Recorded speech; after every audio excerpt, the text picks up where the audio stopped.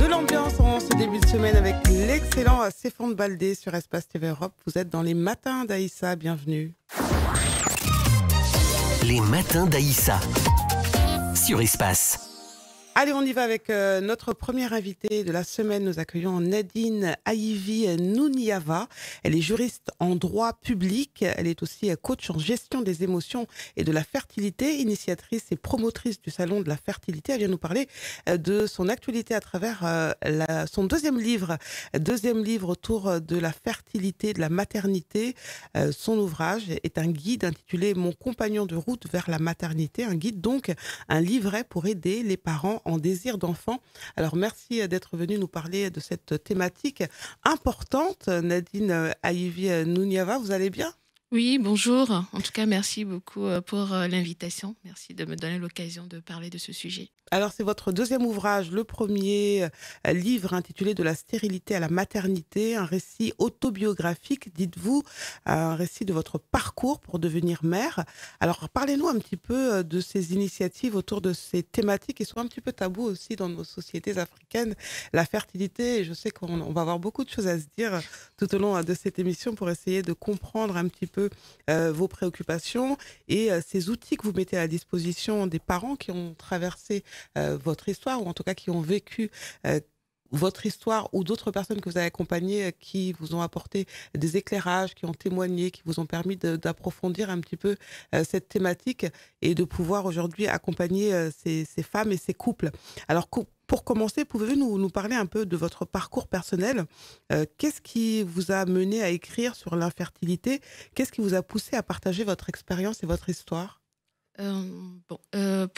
Déjà, ce sujet, je suis un peu tombée dedans comme ça parce que j'ai moi-même eu du mal, mon conjoint et moi, nous avons eu du mal à avoir nos enfants. On a mis 7 ans pour avoir mon premier, ma fille. Maintenant, aujourd'hui, je suis maman de 2 enfants. Le parcours a commencé suite à un examen de routine comme ça. Ouais. J'ai découvert tout d'abord que j'avais des fibromes. Et tout a commencé par là. Et de fil en aiguille, on a découvert également que j'avais des difficultés au niveau de mes ovaires, puisque j'étais en insuffisance ovarienne précoce, c'est-à-dire qu'à l'époque, j'avais 27 ans. Ouais. Et du coup, j'avais plus assez d'ovocytes pour avoir des enfants. Et pour noircir encore le tableau, j'avais aussi des trompes bouchées. Donc, c'est comme ça, le constat a été dressé. On est un peu tombés des nues, mon conjoint et moi.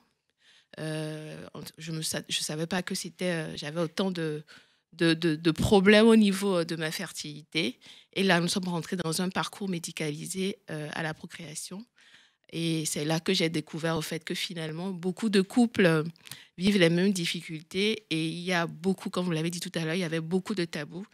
Moi, mon premier choc, lorsque je suis allée dans un centre de fertilité, c'était de voir le nombre de couples, de femmes qui essayaient d'avoir des enfants. Ouais. Et que finalement, on croit qu'on est les seuls à vivre ces difficultés alors qu'on est vraiment nombreux. Et je me suis dit, le jour que j'aurai des enfants, je vais parler de ce sujet parce qu'au-delà de l'aspect de ne pas pouvoir avoir des enfants, il y a aussi l'aspect social. Ouais. Parce que nous sommes des Africains, nous savons que à partir d'un certain moment, quand il n'y a pas d'enfant qui apparaît dans le couple, ça peut jaser un peu. On peut Ça peut jaser beaucoup aussi, même. au sein de la famille et des personnes environnantes aussi. Ouais, c'est ça. Extérieures. Et le temps passe. On voit aussi autour de nous, nos proches qui ont des enfants se sentent isolés. Et on peut se sentir aussi beaucoup méprisé. C'est ce que moi, j'ai beaucoup vécu. Et je me suis dit, le jour que j'aurais traversé cette épreuve, j'aimerais vraiment en parler parce qu'à l'époque, j'aurais bien voulu quelqu'un en parle pour me sentir moins seule dans mon parcours. Alors justement, vous êtes juriste en droit public et en tant que juriste, comment cette formation et cette profession ont-elles influencé votre approche de cette thématique de l'infertilité, notamment en ce qui concerne les aspects légaux ou administratifs? On parle beaucoup, par exemple, de PMA ou d'adoption. Comment est-ce que dans le cadre de votre travail de juriste, eh bien, vous avez influencé votre approche de justement ces thématiques autour de la maternité, de la fertilité, etc.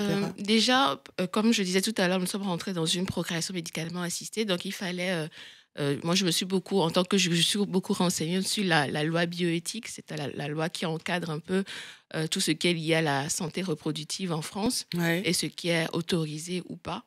Et dans notre cas, on s'était lancé dans une fécondation in vitro. Ouais. Donc, c'était bien encadré. Et il y a aussi, la dernière option, c'était l'adoption. Mais dans notre cas, on s'était dit dans un premier temps, tenter d'avoir un enfant comme ça, par fécondation in vitro. Mais malheureusement, ça n'avait pas marché. Ouais. Et c'est au bout de quelques temps que je suis tombée finalement spontanément enceinte. Et et il y avait aussi l'option, si par exemple, comme je disais tout à l'heure, c'est très encadré. On avait par exemple 4 essais. La loi autorise en France 4 essais. 4 essais jusqu'à 43 ans. Et D'accord. pour la prise en charge par la sécurité sociale. Et au-delà, souvent, les médecins nous orientent les femmes vers l'Espagne. C'est ce qui a failli avoir dans mon cas lors de la deuxième fois que je devais avoir ma fille. Ouais. Parce que mes chances étaient encore plus basses que la première fois. Et le médecin a voulu m'orienter vers l'Espagne, mais finalement, je suis encore tombée enceinte spontanément. Alors, pour votre premier livre intitulé De la stérilité à la maternité, c'est un récit autobiographique. Vous avez vécu le processus d'écriture. Comment vous l'avez vécu, le processus d'écriture de ce livre? Et quel a été l'impact de sa publication sur vous et sur les lecteurs? Ce livre, je l'ai écrit pendant le Covid. D'accord, en Donc, 2019. en 2019, ma fille avait à l'époque 9 mois, donc on était tous enfermés. Donc, je me suis dit, bon, c'est le moment de me lancer dans l'écriture de ce livre. Ouais. Et je l'ai écrit, mais j'avais aussi un peu peur parce que je parle d'un sujet quand même intime, hein, c'est lié à la vie de couple et ça peut avoir aussi des déflagrations autour de soi au niveau de l'entourage. Mais le message était tellement très fort pour moi parce que j'avais vu vraiment l'impact que j'avais mal vécu cette période. Et lorsque lorsque j'avais déjà écrit et que j'en ai parlé à mon éditeur, on devait publier le livre, j'avais très peur parce que je me disais, en fait, finalement, je parle un peu de notre intimité quand même qu'on expose. Je n'expose pas tout en détail cependant, mais on parle quand même assez de ça. Et le retour suite à la publication du livre m'a vraiment surprise. Et parce que finalement, beaucoup de femmes, beaucoup de couples se sont reconnus à travers mon histoire. L'isolement, finalement, je me rends compte que beaucoup de femmes sont en attente d'enfants, surtout sur le continent africain. Et que le fait qu'elles n'aient pas, par exemple, un soutien Ouais.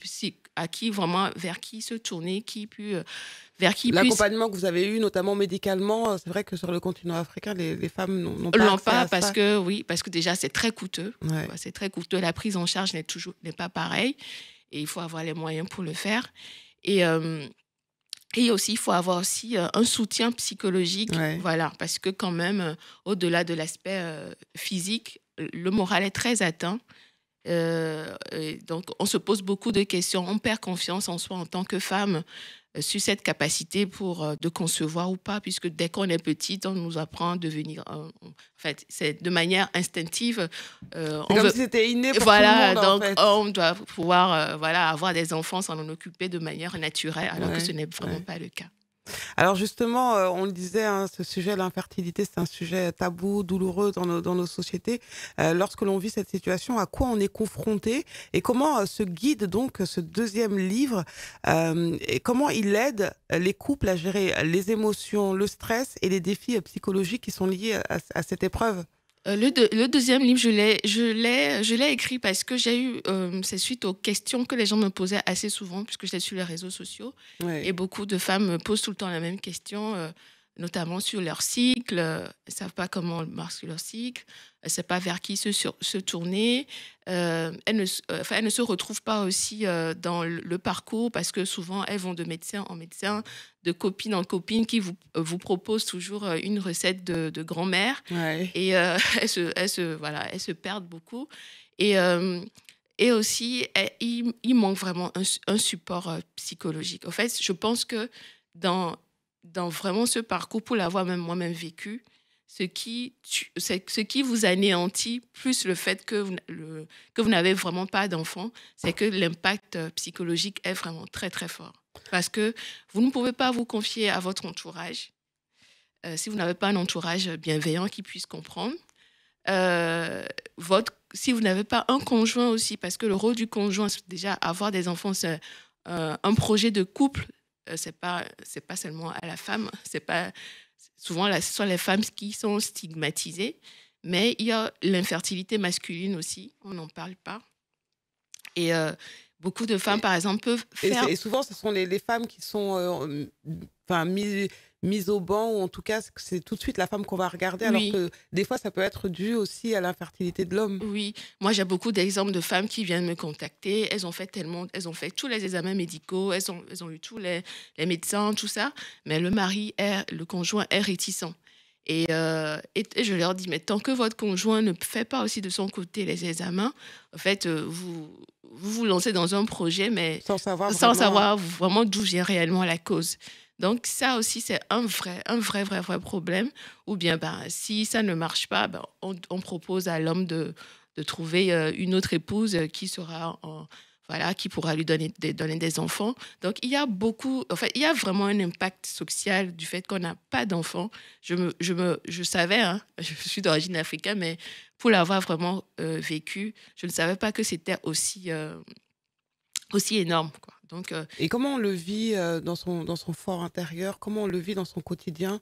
ben, on se sent inutile. Voilà, Inutile. on se sent vraiment inutile parce que dès que je me rappellerai toujours une anecdote. Il y a une dame qui m'avait dit, elle est d'origine béninoise, elle me disait que dès le soir, ils se sont mariés, dès le lendemain, la pression avait déjà commencé. Il faut nous donner des enfants. Donc, on se sent inutile en tant que femme parce qu'on n'arrive pas à avoir des enfants. On ne se sent pas aussi intégré dans la société. Par exemple, vous allez dans notre communauté, nous avons beaucoup de mariages, beaucoup de baptêmes, beaucoup d'événements familiaux. Et quand vous vous y La retrouvez, première question qu'on vous pose, c'est: ah, mais t'es pas encore enceinte? vous n'êtes pas encore enceinte, telle personne vient de se marier, elle a eu des enfants, elle s'est mariée avant toi, mais elle est enceinte. Moi, dans mon cas, par exemple, mon frère avait eu des enfants avant moi. Ouais. Et tout le monde me disait, oui, tu es là-bas depuis longtemps et ton petit frère a même des enfants avant toi. Donc, voilà. Donc, on se sent vraiment exclu dans sa communauté. Moi, je suis aussi, j'ai une part aussi un peu spirituelle puisque je suis chrétienne aussi. Ouais. Et ça m'a beaucoup aidée, mais des fois aussi dans notre communauté, on vous le rappelle que vous n'avez pas d'enfant. Donc, il y a quelque chose. C'est comme si l'absence d'enfant ne valide pas votre couple. Voilà, votre union, parce que vous n'avez pas d'enfant, c'est comme si votre union n'a pas de validité, alors que ça n'a rien à voir. Et on le sait très bien, tous ces aspects, les émotions négatives, le stress, toutes ces questions, ça aide pas, en fait. Oui, ça n'aide pas, mais en fait, c'est Moi, je peu parle physiologiquement parlant, ça n'aide pas, en fait. ça n'aide pas puisque ça bloque toutes les hormones, puisque quand vous êtes stressé, vous générez de la cortisol Ouais. qui bloque du coup les hormones favorables à votre fertilité. Mais au fait, le truc, c'est que quand vous êtes dans un environnement où vous n'êtes pas apaisé et que vous ne vous sentez pas, comment dirais-je, sereine, Ouais. vous ne pourrez pas vous lancer de manière efficace dans votre projet. Alors, comment avez-vous structuré ce guide pour qu'il soit un véritable compagnon de route? Est-ce qu'il y a des exercices, des réflexions? Je sais que vous abordez la thématique en disant, d'abord, il y a un questionnaire Mm. pour questionner son désir d'enfant Mm. avant de commencer à lire le livre. Oui, au fait, je me suis rendu compte que beaucoup de femmes se lancent dans ce projet. Le questionnaire vous permet de faire un peu un état des lieux de votre parcours. Ouais. Est-ce que vous êtes vraiment, vous êtes vraiment au début, ce que vous pouvez encore changer? Est-ce que vous êtes déjà assez avancé, ce que vous devez améliorer aussi dans votre parcours? Donc, c'est pour ça que ces questionnaires est assez important. J'ai parlé un peu de toutes les... Bon, j'ai parlé des cycles, j'ai parlé des hormones, j'ai parlé aussi de l'alimentation. Oui, J'ai parlé aussi des ennemis de la fertilité. oui. Notre mode de vie, malheureusement, a un réel impact sur notre fertilité, ce que nous consommons, les produits de beauté que nous sommes des femmes, les produits de beauté Nous que nous utilisons utilisons avec les perturbateurs endocriniens, endocriniens. Oui, il y en a un peu partout, hein, dans tout, même ce que nous portons. Donc, j'aborde cet aspect. Et la nourriture, l'alimentation aussi qu'il faut favoriser dans ce cas, l'alcool, en fait, toutes ces petites choses que moi-même j'ai faites, que j'ai un peu faites, et qui vous permettront en fait d'augmenter vos chances voilà, d'essayer de tomber enceinte. et d'ailleurs, vous mettez en lumière de nombreux aliments locaux africains riches en nutriments essentiels. C'est aussi une particularité de l'ouvrage. Oui, parce Les que super aliments, on va dire, dont on oui, c'est parle ça, beaucoup. parce que bah, ma communauté est beaucoup plus d'origine africaine. D'accord. Et du coup, je voulais quand même... en fait, nous n'avons pas les mêmes réalités. Donc, il Oui. faudrait qu'elles puissent se retrouver dans ce guide et dans leur quotidien, comment favoriser, quel aliment favoriser pour avoir ces chances. L'alimentation, vraiment, je tire d'alarme vraiment là-dessus. Et vraiment de faire attention vraiment à notre mode de vie. Et je parle aussi, pour les hommes aussi, de l'infertilité masculine, leur mode, D'accord. voilà. Donc, Oui. je fais aussi un petit encadré concernant ce sujet. Alors, au-delà de l'aspect pratique que vous venez de nous évoquer, quelle est la philosophie ou le message principal que vous souhaitez faire passer à travers mon compagnon de route vers la maternité?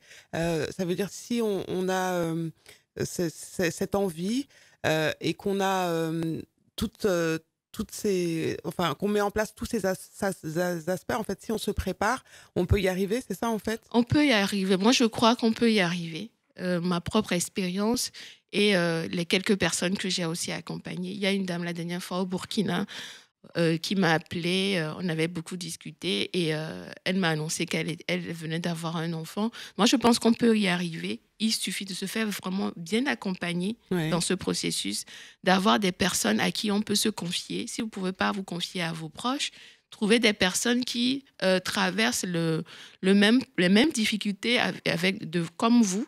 Donc, ils seront plus à même à comprendre vos souffrances, vos difficultés. Et je pense vraiment qu'il y a des chances et aussi se faire accompagner par un médecin. Je sais que je ne suis pas contre, la, comment on l'appelle, la pharmacopée africaine, je ne suis pas contre les drogues, mais je pense que quand même qu'avant de vous lancer dans tout ce que vous devez consommer, essayez de faire un état des lieux de réellement tout ce qui vous arrive avant de vous lancer dans ce projet. alors vous accompagnez, vous venez de le dire, des femmes sur ce chemin, sur cette route de la fertilité et de la maternité. Quels sont les retours qu'on vous fait? Quels sont les témoignages au-delà de cette dame dont vous parliez du Burkina Faso? Bon, en tout cas, le livre, le livre, moi, vraiment, j'aime bien écrire, donc c'est le livre qui m'a un peu orientée aussi dans cet accompagnement parce qu'il visiblement il y avait un besoin. Donc, beaucoup de femmes se sont déjà écoutées. Voilà, Oui, c'est ça. C'est le premier besoin, être écoutée et être compris. C'est parce qu'elles ont besoin de s'identifier à quelqu'un qui est passé par là. Et moi aussi, à l'époque, je cherchais quelqu'un voilà, quelqu'un qui pourrait qui pourrait un peu me guider. Et donc, c'est ça. Et aussi, elles se sont compris, écoutées. Et elles aussi, il y a des retours, par exemple, par rapport les conseils que je donne au niveau de l'alimentation, oui, des conseils que je donne aussi par rapport à l'aspect émotionnel, c'est très important. Et oui. aussi, comment maintenir malgré tout son couple, parce qu'il y a beaucoup de couples qui sont vraiment impactés par cette Ouais. situation. Ça désorganise vraiment la vie de couple. La vie Comment, de comme, famille aussi pour certains. voilà, c'est ça. Donc, comment quand même maintenir sa vie de couple malgré l'absence de l'enfant qui n'est pas encore là. Donc, ça aussi, c'est un sujet qui vient assez souvent. Donc, j'ai des retours positifs de femmes voilà, qui me remercient pour ce que je fais. Mais c'est vrai que pour moi, ma mission quand même, c'est de sortir de l'isolement. Les femmes qui vivent ça, c'est de sensibiliser aussi sur la cause. Malgré tout, c'est vrai qu'en Afrique, on dit que nous sommes un continent où il y a beaucoup d'enfants, nous faisons beaucoup d'enfants. Cependant, il y a de plus en plus de cas d'infertilité qui apparaissent. Et donc, il faut Est-ce vraiment, que c'est parce qu'on en parle plus avec les réseaux sociaux ou- je pense qu'il y a beaucoup. beaucoup de femmes qui osent maintenant en parler Plus facilement. plus facilement parce que souvent, je ne sais pas comment, en fait, l'isolement fait qu'on on se déconnecte un peu. Mais moi, vraiment, c'est de sortir de ces femmes, ces couples de l'isolement, de les mettre en place publique et aussi de sensibiliser aussi les personnels du corps médical. Oui. Parce que des fois, la prise en charge, quand les femmes me parlent un peu du parcours qu'elles ont, c'est lourd. C'est très, très lourd. Et je pense qu'il y a aussi une sensibilisation à faire au niveau du personnel. Hospitalier, Oui, voilà. tous les professionnels Ouais, qui accompagnent. ouais, parce que, par exemple, pour les fibromes, Oui. tout à l'heure, moi, j'ai été opérée de fibromes. Beaucoup de femmes souffrent de fibromes sur le continent. Et systématiquement, c'est l'opération qui leur est proposée. Et elle peut se faire opérer une fois, deux fois, trois fois. À un moment donné, ce n'est plus tenable. Donc, il y a vraiment des solutions aussi à apporter, aussi à sensibiliser aussi le personnel médical par rapport à ces problématiques. Et donc, pour en revenir à votre histoire personnelle, comment vous avez réussi à garder un équilibre dans votre couple pendant cette période assez compliquée? Euh, Moi, je vais dire que j'ai de la chance. J'ai un mari qui était très, très, À l'écoute? très à l'écoute. Chacun avait sa pression de son côté, hein, donc on gérait ça de notre mieux. Mais on a essayé de créer une bulle. Oui. Voilà, donc on ne passait pas que notre temps à parler de cet enfant. On était dans l'attente, on était dans nos démarches médicales pour avoir cet enfant. On était en PMA, tout ça. Mais on maintenait quand même notre vie de couple en développant plus notre complicité. Oui. Voilà. À avoir aussi des moments d'intimité où voilà, on se connaît en tant que couple Oui. et non en tant que parents. Parce que c'est une autre casquette. On est d'abord un couple avant de devenir des parents. Et du coup, c'était très important. Et aussi, on avait des activités extérieures communes enfin, pour décompresser, au fait, que cette pression qu'on peut ressentir, ben, on ne la porte pas chaque jour, quoi. Et du coup, aujourd'hui, vous êtes maman de plusieurs enfants. De Deux enfants? deux enfants. Oui, c'est plusieurs. Oui. Alors, qu'est-ce qu'on ressent lorsque, après tout ce parcours du combattant, l'enfant arrive enfin? Je ne sais pas comment je peux le décrire, mais pour ceux on se dit enfin, parce que on se dit enfin euh, à la maternité déjà, quoi. Moi, je me rappellerai toujours le jour que ma fille était l'aînée, qui a maintenant 5 ans. On me l'a placée devant la maternité, j'étais là, je la regardais. C'est-à-dire que mon cerveau n'arrivait pas à capter l'information que je suis vraiment devenue maman parce je revoyais tout le parcours, tout ce qu'on avait traversé, mon conjoint et moi. Et on se dit, enfin, on y est arrivé. Et en fait, on a un contre-coup aussi, c'est-à-dire au niveau Ouais. émotionnel. Ouais. C'est vrai qu'on a porté, on se dit on va traverser ça, mais émotionnellement aussi, on a le contre-coup après. Et après, on rentre dans une autre phase, celui de devenir maman. Et on découvre carrément. Découvre son enfant aussi. Voilà, on découvre son enfant et on découvre carrément un autre univers. Et voilà, c'est une expérience. Tout n'est pas rose non plus, hein, donc je ne veux pas non plus dire, voilà, mais c'est vraiment une expérience. Après tant d'efforts, on se dit, finalement, on y est arrivé. Et le regard de l'extérieur, justement, quand cet enfant arrive C'est enfin. C'est là vraiment que vous êtes accepté. C'est-à-dire qu'on vous intègre dans la communauté. En fait, même quand je suis en train d'en parler, là, ça me fait quelque chose. C'est-à-dire que le regard change automatiquement. Je ne sais pas comment je peux vous expliquer, mais vous êtes... C'est bon, là, c'est bon. Vous êtes marié. Maintenant, vous êtes maman. Vous Et êtes là, c'est bon. validée. Vous êtes validé. Voilà. Alors, Nadine Ayivi Nouniava, vous êtes juriste en droit public, hein, je le disais, vous êtes conférencière, initiatrice du Salon de la fertilité, vous êtes coach en gestion des émotions et de la fertilité. Alors, dites-nous un petit peu comment, hors du livre, comment, lors de votre séance de coaching, vous accompagnez ces femmes et parler un petit peu de celles qui nous regardent aujourd'hui peut-être, ou ces hommes, ces couples qui nous regardent et qui aimeraient être accompagnés par vous. Oui, déjà, moi, je suis plus sur les réseaux sociaux. Je suis sur Facebook pour me contacter directement. Ensuite, on prend un rendez-vous. je prends un rendez-vous, je discute pour, voilà, pour discuter un peu avec, Des personnes en la en demande. demande. On Ouais. voit un peu, c'est la problématique, si je peux les aider, si je peux les aider ou pas. Sinon, si je peux pas les aider aussi, j'ai mis en place aussi un réseau de personnes avec qui je pourrais les orienter. D'accord. Donc on prend le temps de discuter. Ensuite, je fais un accompagnement. Je ne prends pas beaucoup de monde parce que le sujet est assez intime et assez tabou. Donc, j'essaie de faire un accompagnement individualisé Oui. par rapport à la demande. Il y a certaines, par exemple, elles sont déjà dans un parcours PMA, elles ont juste besoin d'avoir quelqu'un qui puisse les remotiver à Oui. se relancer dans ce parcours. Certaines choses qu'on peut juste réajuster.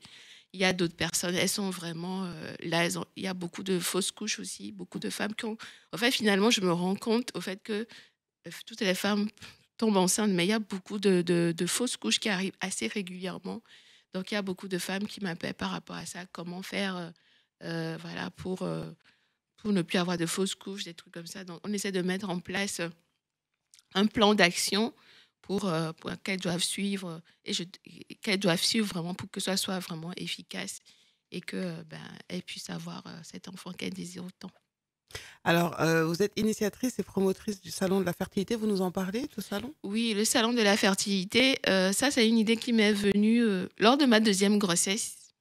Parce qu'à un moment donné, à force qu'on me pose tout le temps les mêmes questions, je me suis rendu compte qu'il y avait un défaut d'information aussi, beaucoup des femmes par rapport voilà, par rapport à la question de la fertilité. Et j'ai du coup mis en place ce salon pour rassembler tous les professionnels qui parlent de ce sujet, que ce soit des thérapeutes, que ce soit des coachs comme moi, des médecins spécialisés en médecine reproductive et Tout ce qui tourne autour tout de la je famille. suppose, du bien-être. Du bien-être, et tout ce qui est aussi lié aussi au fibrome, parce que c'est un truc qui revient assez souvent. Et donc, la première édition a eu lieu en novembre dernier à Paris. Et beaucoup de personnes ont été vraiment sensibilisées sur le sujet.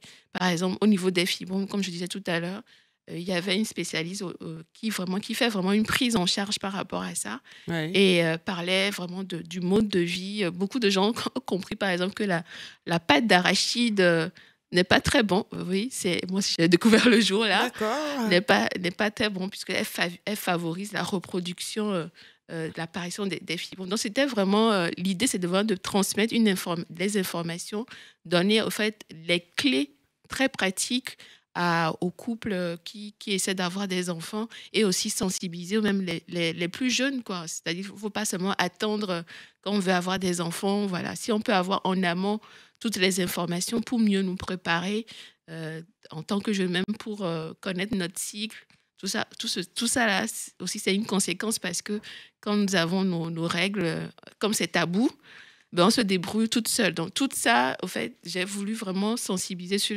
le sujet et c'est pour ça que j'ai mis en place le salon de la fertilité. Le, la vision de ce salon, c'est d'aller aussi sur le continent, Oui. de rencontrer aussi des professionnels sur le continent parce que les réalités ne sont pas pareilles et aussi permettre aux femmes sur place de nous partager aussi leurs difficultés en termes de prise en charge Oui. dans leur parcours, en fait. Alors, est-ce que vous envisagez d'autres projets autour de la thématique de l'infertilité ou d'autres sujets qui vous tiennent à cœur? Bah, je vais écrire d'autres livres. J'écris D'accord. d'autres livres et là, je vais parler un peu de la maternité, de Oui. l'après. D'accord. Voilà, comment vivre sa maternité qu'on a vraiment beaucoup attendu parce qu'on idéalise aussi beaucoup ce sujet. Et aussi, donc, je vais parler aussi de ce sujet. Et donc, là, je suis toujours en train de voir avec des professionnels sur place, notamment en Côte d'Ivoire, pour mettre en place des structures pour pouvoir qu'il y ait des lieux de prise en charge avec des partenaires sur place pour que les femmes ne se sentent pas isolées dans leur parcours. C'est un large chantier. Oui, parce que le sujet est immense et voilà. Alors, bon, pour conclure, quel message vous souhaitez adresser aux couples qui traversent aujourd'hui l'épreuve de l'infertilité et qui liront votre guide? Je veux leur dire qu'ils ne sont pas seuls. Des milliers, de millions de couples traversent la même difficulté. Malheureusement, je pense que plus le temps va passer, comme je disais, notre mode de vie a un impact, plus il y aura des difficultés à avoir des enfants. Et je voulais aussi leur dire qu'il y a des solutions.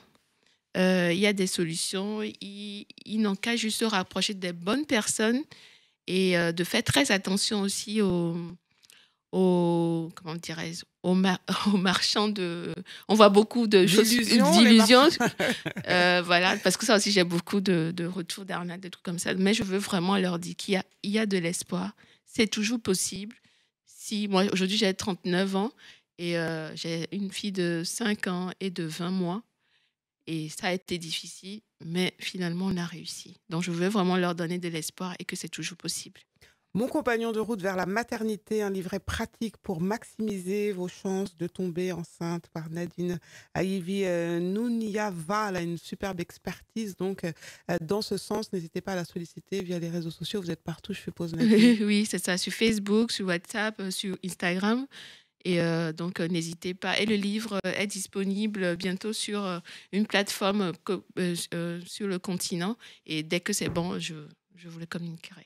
On a fait le tour, on a tout dit? On a tout dit. Et en tout cas, je voulais remercier beaucoup Aïssa de m'avoir donné l'occasion de parler de ce sujet. Je sais que c'est un sujet assez tabou. Et donc, je suis très contente de pouvoir encore sensibiliser et dire aux couples que c'est toujours possible. Nous, on aime beaucoup parler des tabous. Ce sont des problématiques de vie, des histoires qui existent. Donc, c'est important d'en parler. Donc, merci en tout cas d'être venu nous apporter vos éclairages et nous raconter votre histoire. Nadine Ayivi Nouniava, on vous souhaite beaucoup de belles choses. On embrasse les enfants, la famille, votre mari. Merci. Et puis à bientôt sur l'antenne d'Espace TV Europe. Les matins d'Aïssa sur Espace. Oui, je vais très bien. Merci Aïssa pour cette belle présentation et merci pour cette invitation. Alors, j'avoue que c'est le nom d'une ancienne émission sur France 2, je crois. Et puis voilà, oui, des paroles et des actes. Donc, c'est une émission qui m'avait beaucoup marqué à l'époque, donc qui m'a beaucoup plu. Et puis, ce nom m'est resté. Bon, je me suis dit, l'engagement, après, c'est important parce qu'il y a beaucoup d'ONG qui existent, il y a beaucoup de personnes qui s'engagent. Alors, peut-être pour essayer un peu de montrer vraiment le ton, ou de donner le ton de l'engagement qui est le mien et qui est aussi celui des personnes avec lesquelles je mène ce combat. Pour nous, c'est vraiment lier les paroles à l'acte ou alors les actes à la parole. Donc, on a décidé de choisir ce nom, des paroles et des actes. Alors, après, moi, je suis quelqu'un qui a, personnellement, j'ai commencé mes études en Guinée. Après, j'ai eu la chance de venir en Europe, en France, continuer mes études. J'ai fini mes études. Et puis en Guinée, j'ai connu les deux milieux, parce que je connais l'école privée, l'école publique. Je connaissais un peu, enfin, je connais aussi les difficultés de mon pays. On s'est dit, avec des amis ici, avec des personnes qui sont proches, qu'est-ce que nous, on peut apporter à la Guinée? Qu'est-ce qu'on peut faire après les études, maintenant qu'on est dans un pays comme la France, qu'on y travaille, qu'on y a fait nos études, qu'est-ce qu'on peut faire pour la Guinée? On a juste saisi cette opportunité, on s'est donné les mains pour essayer de faire ce qu'on peut aussi, apporter notre part de contribution à la Guinée. Alors, comme vous l'avez dit, on évolue dans plusieurs domaines, dans l'éducation, la santé, le sport, l'eau et l'assainissement, l'environnement, la citoyenneté internationale. D'ailleurs, dans le domaine de l'éducation, aujourd'hui, on est à 7 écoles réhabilitées en Guinée. Et puis, on a construit 5 terrains de basket dans chacune des écoles. Enfin, on a réhabilité une école, par exemple, dans les 5 communes de la capitale. Dans chacune des communes, on a réhabilité une école. Et on a construit un terrain de basket dans chacune de ces écoles. Dans le domaine de la santé, on a envoyé une ambulance et des équipements médicaux pour le centre de santé de Moussaya, donc dans la préfecture de Forêt-Kaya. On a réhabilité le centre de santé de Afia qui regroupe 6 quartiers, donc près de 100 000 âmes. C'est un centre d'ailleurs dont le centre de maternité était fermé depuis plus de 12 ans. C'est grâce à notre réhabilitation qu'il a réouvert. Aujourd'hui, il marche très bien et c'est tant mieux. On a réhabilité les toilettes publiques de Corentin, à Kaloum. On a mis en place une coopération médicale entre le CHU d'Orléans, qui est l'un des plus grands centres hospitaliers en Guinée, et les 2 grands hôpitaux de la Guinée, donc à Ignace Dine. Ce qui fait que chaque année, on envoie des médecins infirmiers français en Guinée. Il est prévu la réciprocité, l'arrivée de médecins internes guinéens en France, dans ce centre hospitalier, pour des stages allant de 6 mois à 1 an. On a envoyé un expert français. D'accord. D'accord. Non, on va doser, pas de souci. C'est ça. Je peux y aller. Vous savez, quand je me lance, c'est tellement passionnant qu'on ne peut pas m'arrêter. Donc voilà, c'est ça, c'est prévu cette part dans la coopération. On a envoyé récemment un conteneur de 40 pieds en équipement, matériel médicaux et mobilier hospitalier pour Ignace Dine. Et d'ailleurs, le ministère de la Santé en Guinée a reconnu que c'était la première fois qu'une ONG respectait les 8 critères définis par le ministère dans ce sens. Et au moment où je parle, on a encore 2 conteneurs de 40 pieds qui sont prêts, qui doivent aller bientôt en Guinée pour aider à équiper les hôpitaux et centres hospitaliers en Guinée. Dans le domaine de l'environnement, on a reboisé 8000 plants. Les 2 forêts, oui, 8000, dans la forêt de Demoudoula et dans la forêt de Kakimbo. Et on a un projet cette année de réhabiliter la berge du fleuve Djoliba à Kouroussa. Donc, on est en train de chercher des partenaires avec le mois de l'environnement qui a commencé ce mois pour essayer de faire ce projet-là. Et dans le domaine de l'eau, dans chacune des écoles, dans chacune des 7 écoles qu'on a réhabilitées, on a aménagé des forages là où il n'y avait pas de forage, là où il n'y avait pas du tout d'eau. Et on a réhabilité les forages dans les autres écoles parce que les forages étaient là, mais il n'y avait pas d'eau. Donc, voilà, c'est 7 forages aménagés, réhabilités dans chacune de ces écoles. Voilà, merci.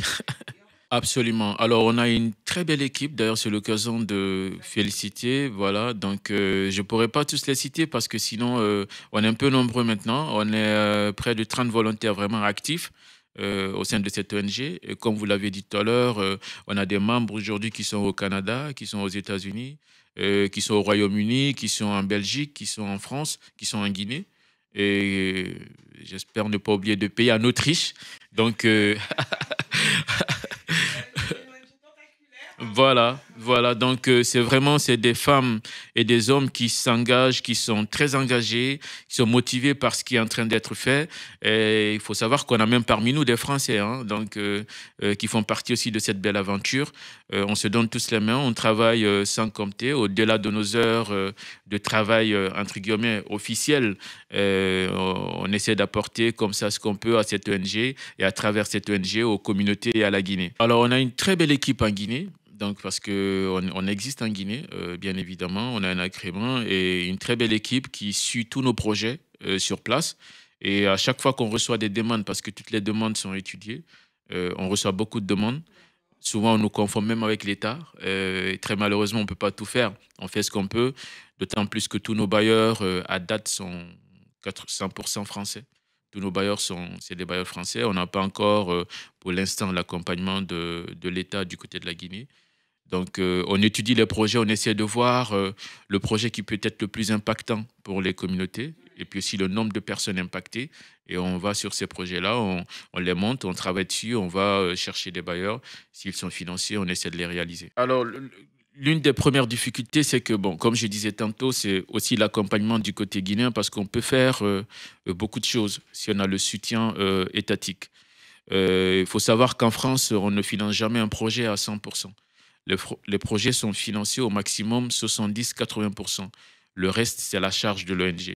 Donc, nous devons nous battre pour trouver des partenaires. C'est ça. Voilà. Donc, si on a un accompagnement du côté guinéen, par exemple, c'est quelque chose qui peut vraiment être porteur pour nous et être bénéfique pour la suite de nos projets. Et aussi, comme je disais, hein, dans tous les domaines aujourd'hui, pour envoyer des containers, nous, on a des partenariats avec des structures en France qui sont spécialisées dans ce domaine. C'est même des institutions. Donc, on peut envoyer des containers en équipement, matériel médicaux, pour aider à équiper les hôpitaux, mais aussi les centres hospitaliers et même toutes les structures sanitaires en Guinée, comme on le fait au Sénégal, comme on le fait au Burundi, en Mauritanie et dans d'autres pays, quoi. Donc, on a besoin pour ça aussi d'une belle collaboration avec l'État guinéen, avec les ministères concernés dans tous nos domaines d'action. Mais bon, c'est pour ça aussi qu'on organise ce festival qui va venir pour essayer de plus parler de notre ONG, parce que souvent on nous reproche ça, on dit mais vous faites tout ça, mais on a l'impression qu'on ne vous connaît pas. Voilà, donc vous ne faites pas une grande... C'est ça. Des fois, c'est un peu difficile de montrer ce que l'on fait. Lorsqu'on œuvre avec le cœur, on se dit c'est une action philanthropique, mais on n'a pas envie de trop mettre en lumière. Absolument. On tient beaucoup à passer là, mais sinon, on communique aussi à notre niveau parce qu'on a un site web, on a une page Facebook qu'on alimente souvent par nos actions, parce que c'est important que nos bailleurs aussi voient ce qui se passe sur le terrain et puis ceux qui nous suivent voient un peu le sérieux de l'association. Donc l'importance d'être transparent à travers Absolument, ces absolument. différentes actions. Alors, quelle est la vision à long terme de Pacte? Je sais que vous avez envie de vous étendre à d'autres pays. Oui, pour nous, c'est carrément d'être une institution. Parce que on voit très bien qu'il y a beaucoup d'ONG qui existent. Souvent, quand on parle, même avec les officiels guinéens, on nous dit, mais tenez, c'est quand même incroyable parce que vous faites des choses alors qu'il y a des institutions dans le pays qui ne font, enfin, en tout cas, qui n'ont pas autant de moyens que vous pouvez avoir, mais vous avez plus d'impact que pas mal d'institutions. Donc, pour nous, le but, c'est aussi d'être une institution et puis de continuer à œuvrer dans ce sens, à aider du mieux qu'on peut. On a deux gros projets qui sont à venir. C'est le projet de construction d'une école à Koya, mais aussi l'aménagement d'un château d'eau de 100 mètres cubes à Mamou pour une population de plus de 15 000 habitants. Donc, on a des projets et on ne peut que continuer de se battre et de faire ce qu'on peut pour la Guinée. Donc, c'est ça notre vision. Petit exemple, au-delà de la Guinée, vous êtes intervenu également en septembre 2023 au Maroc, lors Oui, du séisme. oui. Vous nous en parlez? Oui, parce que bon, c'est vrai on a de très bons amis marocains qui nous accompagnent aussi quand on fait nos projets en Guinée. Donc, du coup, quand ils ont eu ce coup, bon, c'était aussi notre façon à nous d'apporter notre part de contribution à ce pays ami à travers des amis qui nous soutiennent aussi au sein de notre ONG. On a fait une récolte de fonds de 12 000 euros et puis on a bien participé à la campagne pour soulager les populations fortement endeuillées et endommagées durant ce malheureux séisme. Alors, cet événement que vous organisez en Belgique, au Montanara Festival, première édition, c'est samedi 28 juin prochain. La présence d'invités, projection des projets, les projets réalisés et en cours de réalisation, un défilé de mode, un cocktail dînatoire, une soirée dansante. C'est une grande sortie de votre association pour aller à la rencontre des personnes, des bailleurs et également des personnes qui pourraient apporter leur pierre à l'édifice ou accompagner l'association. Et vous disiez parler des différents projets et les financer, en tout cas les 30% qui restent, aménagement d'un château d'eau à Mamou, construction d'une école de 6 classes à Koya. L'événement a lieu en Belgique. Pourquoi la Belgique? Alors, on a choisi la Belgique parce que, bon, d'abord, comme je disais tantôt, on a une antenne en Belgique aussi. On a des membres qui sont présents. Et puis, on s'est dit, la Belgique, c'est la capitale de l'Union européenne. On a beaucoup de Guinéens qui font la fierté de notre pays dans ce pays. C'est-à-dire Oui. qui sont c'est des élus. Ils participent largement à la vie, enfin, à la vie quotidienne des Belges des populations de la Belgique. Oui. Et on s'est dit que c'était une occasion aussi parce que cette soirée n'est pas que une soirée de levée de fonds pour Pacte, c'est aussi une façon de mettre en avant des Guinéens qui se distinguent, des Guinéens qui font la fierté de la Guinée à l'extérieur. Donc voilà les raisons qui ont fait qu'on a choisi la Belgique pour cette première édition. Alors, est-ce que vous pouvez nous expliquer un petit peu en détail votre parcours? Qu'est-ce qui vous a personnellement motivé à vous engager dans l'humanitaire et pourquoi c'est important pour vous d'aider et d'accompagner? Alors, moi, j'avoue que je viens d'une famille modeste. J'ai eu la chance d'avoir des parents formidables qui m'ont donné une très bonne éducation. J'ai toujours vu aussi mes parents apporter leur aide à des personnes qu'ils connaissent ou même qu'ils ne connaissent pas, ce qu'ils peuvent faire. Bon, ça, c'est un peu le côté, entre guillemets, social de l'Afrique. Donc, tous les parents le font pratiquement là-bas. Après, bon, comme j'ai dit, moi, je suis venu en France, j'ai eu la chance, j'ai fait mes études, je sais d'où je viens, j'aime beaucoup lire, je me réfère aussi à beaucoup de personnes, à beaucoup de personnalités. Et puis, voilà, il y a une citation de Frantz Fanon que j'aime bien qui dit que nous ne sommes rien sur cette terre si nous ne sommes pas d'abord l'esclave d'une cause, celle des peuples, celle de la justice et de la liberté. Donc, je me suis dit, voilà, essayer de s'engager aussi, de faire ce que je peux, ce que je peux apporter à cette humanité. Voilà les raisons tout simplement de mon engagement. Et au-delà de cet aspect humanitaire, de cet engagement, qu'est-ce que vous faites? Quel est votre parcours? Dans quel Alors, domaine vous évoluez? oui, moi, je suis ingénieur en informatique, je volais en gestion de projet. Donc, j'ai un parcours, j'ai commencé mes études d'abord en Guinée où j'ai obtenu un diplôme Vous en... êtes né en Guinée, vous avez Oui, étudié en Guinée, oui, oui, je d'accord? suis né en Guinée, j'ai grandi en Guinée, j'ai fait mes premières études universitaires à Kofi Annan, à l'université Kofi Annan, après avoir obtenu mon bac au lycée Sainte-Marie. Donc, du coup, j'ai un diplôme en MIAGE du côté de la Guinée. Je suis venu en France. J'ai eu un master d'abord en système info-analyse décisionnelle. Et puis, j'ai un master 2 en informatique appliquée à la finance et à la banque. Et je travaille dans le monde banque-assurance en gestion de projet. D'accord. Et en plus de ça, ces activités humanitaires, ça prend du temps? Beaucoup de temps, énormément de temps. C'est pour ça que je salue encore vraiment l'équipe avec laquelle on fait tout ça, parce que c'est vraiment un don de soi, on ne peut pas savoir. En plus de nos vies professionnelles, de nos vies privées, on a cette vie associative où on se donne les mains, où il faut travailler sur les projets. C'est nous qui montons les projets nous-mêmes, c'est nous qui cherchons les bailleurs. Nous allons devant les bailleurs pour défendre ces projets-là, pour essayer qu'ils passent. Et quand les projets doivent être réalisés, on suit ça pratiquement au quotidien pour voir, pour pallier à toute éventualité pour que le projet se passe très, très bien. Donc, c'est énormément, énormément de temps, d'énergie. Mais après, au bout d'un moment, ça devient comme une passion, quoi. Ouais. Voilà. Donc, on en est là Comme une aujourd'hui. mission, une passion. C'est ça. Une mission, une passion, voilà. Est-ce qu'il y a d'autres domaines d'intervention qui vont, de nouveaux domaines d'intervention qui vont rentrer en action ou que vous allez mettre en place? Après, j'avoue qu'on a pas mal déjà de domaines d'action parce que l'éducation, la santé, le sport, l'eau et l'assainissement, l'environnement, la C'est citoyenneté, assez large. c'est ça. Voilà, aujourd'hui, on envoie même des jeunes Françaises en Guinée. On a envoyé l'année dernière une jeune Française en Guinée qui est restée pendant 6 mois. En Guinée, qui a travaillé dans les 5 écoles qu'on a réhabilitées dans les 5 communes de la capitale, comme soutien scolaire aux enfants en français et en mathématiques, mais aussi pour initier les enfants au basketball, surtout les filles, sur les 5 terrains de basket qu'on a réhabilités. Pourquoi les filles? Parce que c'est un combat aujourd'hui mondial, donc, et puis même au-delà, on sait très bien que c'est important, que, surtout dans nos pays, en Afrique, de faire la promotion des jeunes filles, aider à leur scolarité, à leur scolarisation, mais aussi à leur émancipation par le sport. Parce que souvent, quand on prend, même si dans les écoles, il n'y a pas forcément d'infrastructure pour le sport, mais les jeunes garçons peuvent toujours taper dans la balle, peuvent jouer à n'importe quoi, avoir un petit sport, ce qui n'est pas forcément le cas des filles.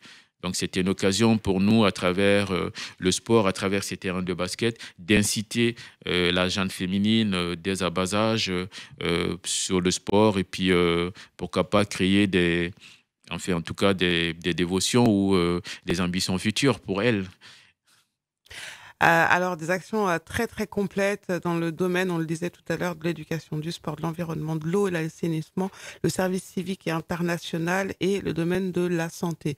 L'événement samedi 28 juin du côté de la Belgique à 19h. Si vous voulez rejoindre l'événement de l'association Actes des paroles et des pactes, pardon, des paroles et des actes, ça se passe à la salle Prestige Event, c'est ça? Vous nous dites un petit peu plus précisément où? Alors, j'avoue que Vous savez pas trop, non? je connais pas trop, mais D'accord. c'est très connu. Apparemment, c'est à Birmingham. Donc, c'est très, très connu. C'est une des plus belles salles de la Belgique. Et puis, bon, ça porte son nom, le Prestige. Donc, voilà, je pense que tous ceux qui sont en Belgique doivent connaître où c'est. Et puis, bon, c'est sur les flyers aussi. Il y a l'adresse qui est marquée pour ceux qui viennent d'autres pays, parce qu'on a beaucoup de personnes qui viennent des pays environnants, mais même de la Guinée. Et ce qui fait qu'on pense que ça va être une belle fête déjà, une belle retrouvaille d'abord, et puis voilà, une belle fête autour des projets et du progrès de la Guinée. Alors, quel message vous souhaitez adresser aux personnes qui nous regardent, aux potentiels donateurs, aux potentiels bénévoles également, qui veulent rejoindre le mouvement et essayer d'apporter quelque chose à Pacte? D'abord aux potentiels donataires ou même aux amis de la Guinée tout court, c'est d'essayer de soutenir des ONG comme Pacte, il y en a certainement beaucoup qui font des actions importantes, qui sont très impliquées pour la Guinée, pour le développement de la Guinée, pour le développement socio-économique de la Guinée, parce que nous, on n'est même plus une ONG humanitaire, on est une ONG d'aide au développement. Parce qu'on fait beaucoup d'actions, y compris dans le domaine du développement socio-économique, avec la réhabilitation de bâtiments, avec des aménagements de forages, avec l'envoi de médecins, avec l'envoi d'équipements matériels médicaux. Donc, on a besoin de soutien, comme toute ONG, on a besoin de soutien, on a besoin enfin, en tout cas, d'être beaucoup soutenu, d'être accompagné. De force vive. C'est ça, parce que comme je le dis, les projets, malheureusement, ne sont pas financés à 100% du côté de la France. On a beaucoup d'actions, on a beaucoup de projets de prévus.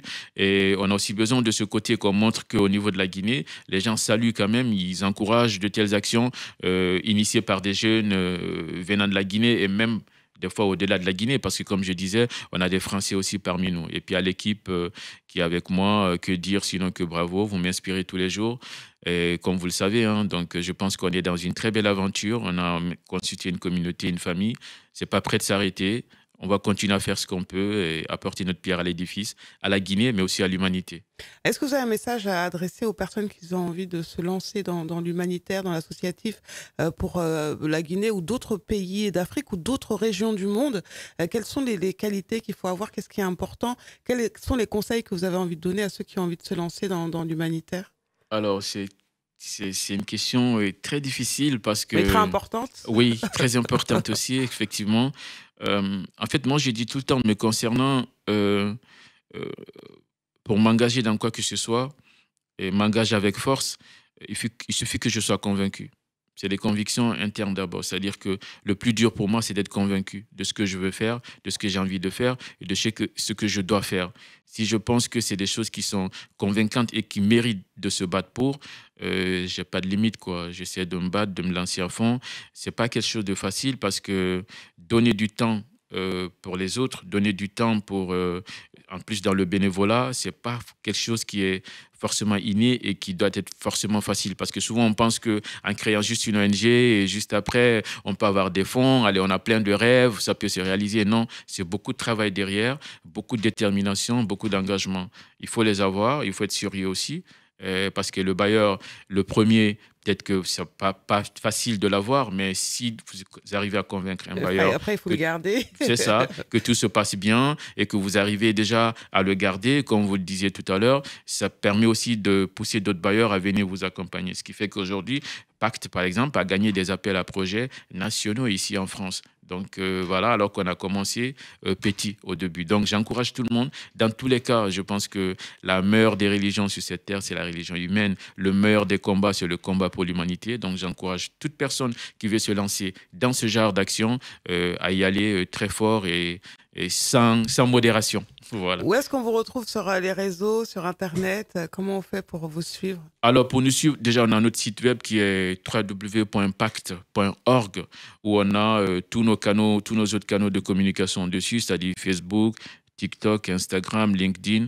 On peut facilement nous joindre sur tous ces canaux-là. Rien qu'à travers notre site web, www.pact.org. Pacte au pluriel. Oui, Pacte au pluriel. Comment vous avez envie de conclure? Je pense qu'on a fait le tour du sujet. C'est vous dire déjà merci. Merci à l'occasion pour moi de dire merci à Madame Barry Zainab Sapin aussi, grâce à qui il y a eu cette émission et qui nous soutient fort dans cette ONG.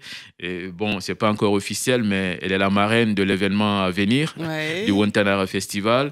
Et merci à vous pour la qualité de l'accueil, pour la qualité de l'interview. C'était un grand plaisir pour moi. J'invite encore tous nos compatriotes, des Guinéens, les amis de la Guinée, à venir massivement le 28 juin à l'occasion du Wantanara Festival pour fêter la Guinée, fêter l'humanité et fêter les beaux projets faits et à venir. Merci. Bravo en tout cas à vous, Thierno, pour toutes ces belles actions mises en place. L'association des paroles et des actes, l'ONG Pacte, donc, vous attend sur les réseaux. Vous souhaite un beau festival Wantanara et puis au plaisir de vous accueillir pour faire un bilan de vos différentes actions très prochainement. À bientôt. À bientôt. Merci beaucoup.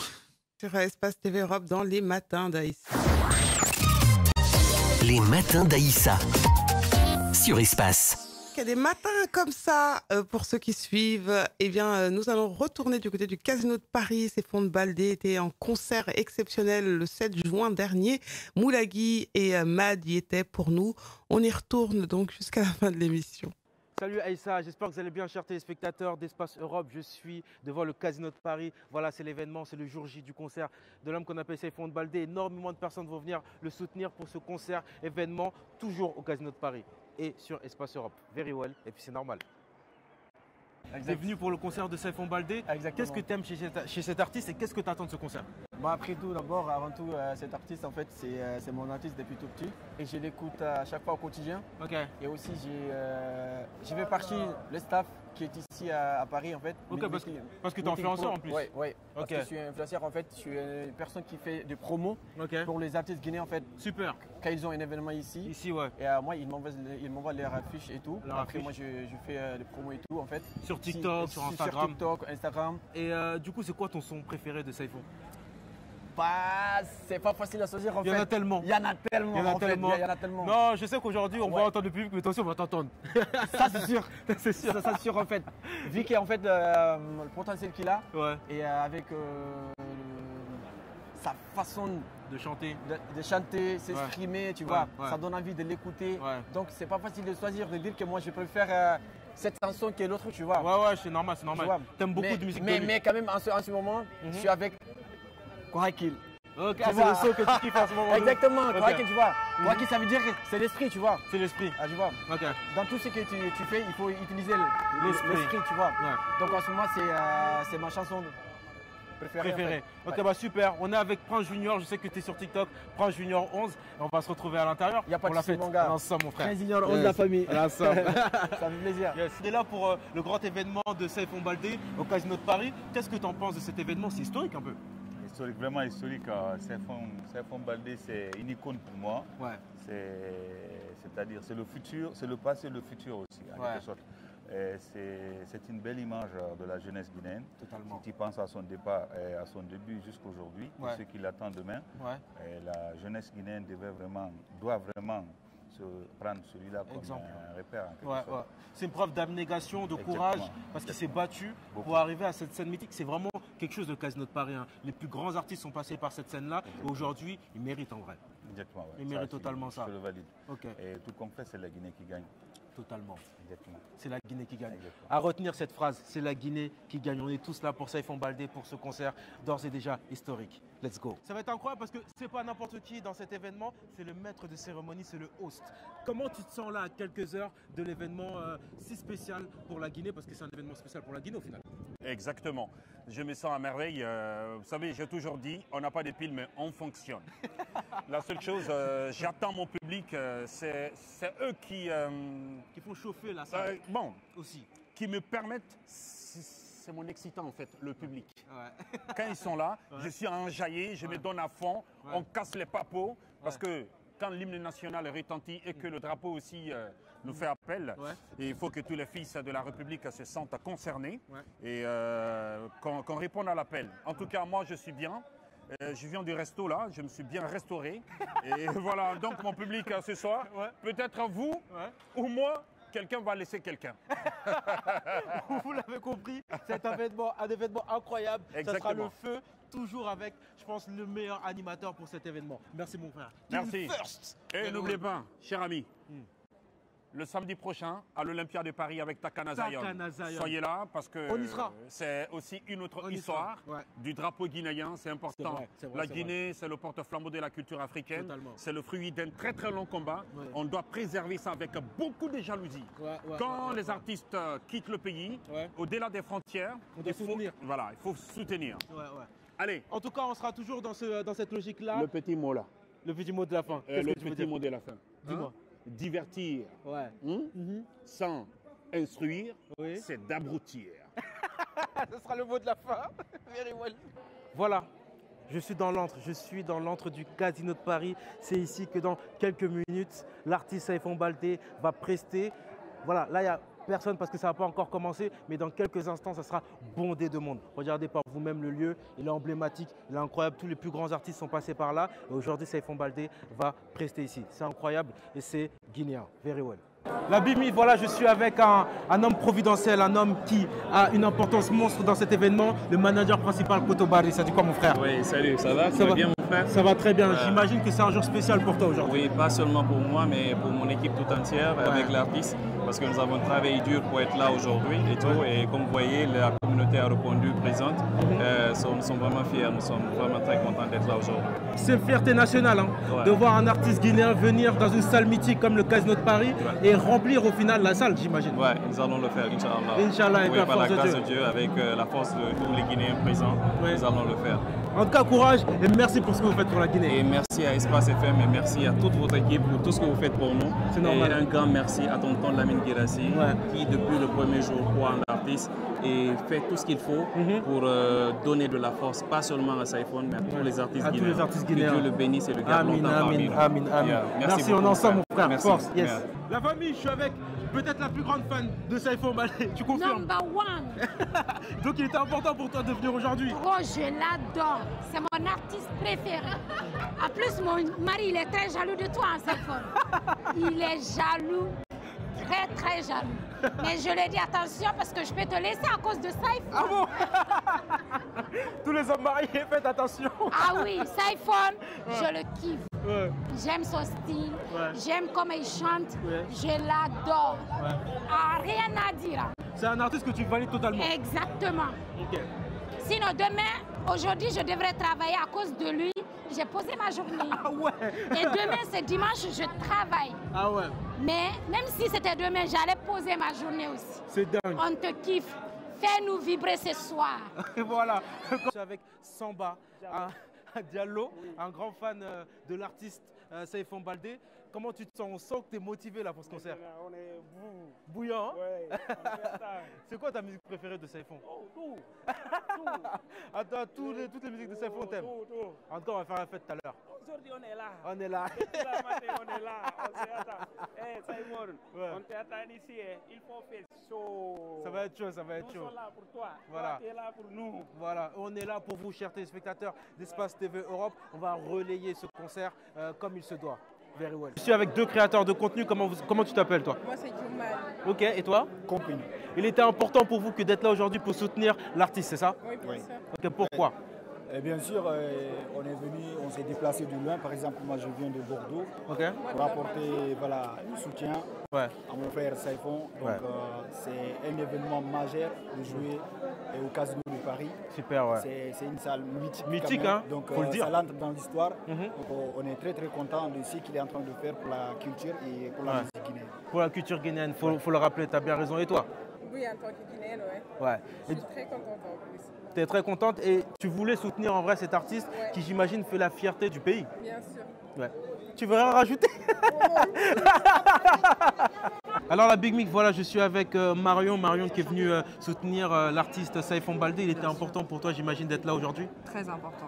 Parce que c'est un artiste que tu écoutes? Bien sûr. C'est quoi ton son préféré de lui, par exemple? Mignani. Mignani? Oui. C'est incroyable. Et comment tu l'as découvert, Saïfon, du coup? Tout d'abord, grâce à mon futur mari, Monsieur Ba, que je salue. Big up à lui.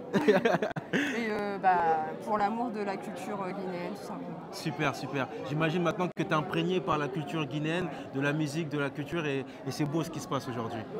Merci d'avoir répondu à mes questions. Merci Marion. Au revoir. Alors lui, je suis fan. Déjà, j'adore le style. Tu représentes bien l'Afrique, donc ça fait plaisir. Aujourd'hui, en plus de ça, on vient voir un artiste qui représente lui aussi l'Afrique du coup, Saïfon Baldé. J'imagine que tu es fan de lui et qu'il est important pour toi d'être là aujourd'hui. Ouais. Franchement, c'est un événement qu'il ne faut pas rater. Ouais. Donc, moi, ça fait une semaine, j'étais au Sénégal et j'ai dit nécessaire d'être présent. Ouais. Et je voulais les billets de. Tu as vu le 130 €, mais tu as vu, c'était sold out. Sold out, ouais. Donc voilà, malheureusement, je n'ai pas pu réserver, mais je suis là. Tu es quand même là. Je suis là. Et c'est le plus important. Merci, c'est le plus important. Donc, non, ça va être une grande fête, j'imagine.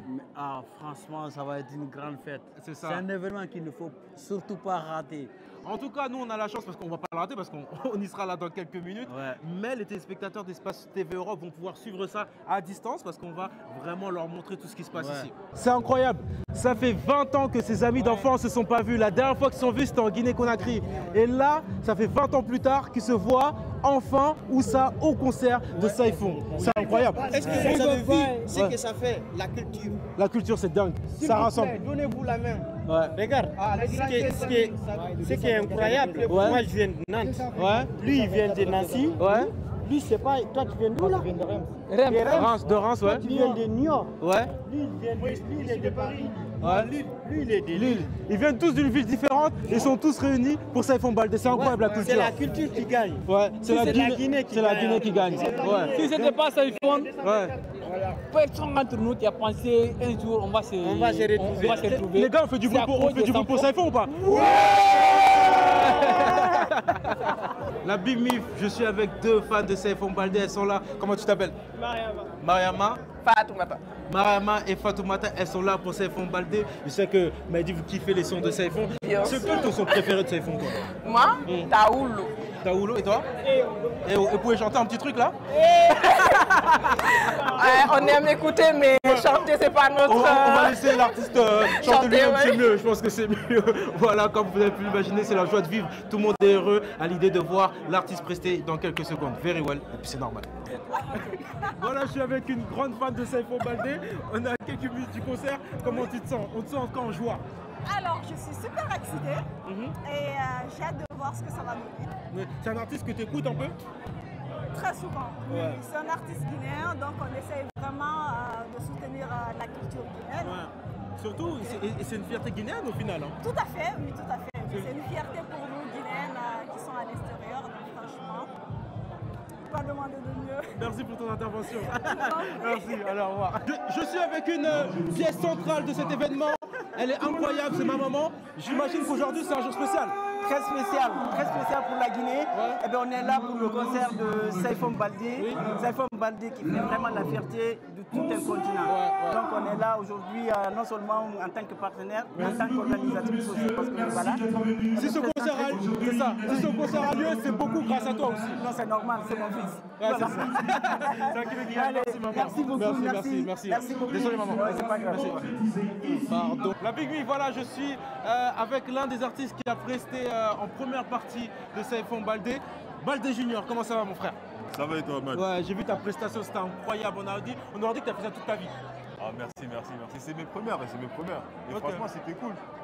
Le public, j'ai un bon retour avec le public. Ouais. Donc ça va, c'était cool. J'espère que vous avez aimé aussi. Ah non, c'était incroyable. Et puis, t'as pas fait n'importe quelle scène, hein. C'est le Casino de Paris quand même. Ouais, j'avoue que c'est pas mal. C'est la première fois en plus au Casino. Ouais. Et franchement, ça donne envie. Ça donne envie d'y arriver en fait. En tout cas, on te souhaite d'avoir une carrière comme celle de Saifon Baldé et d'un jour pouvoir remplir ton Casino de Paris. J'espère. On te l'espère. Merci mon frère. Yes. Merci. Ouais.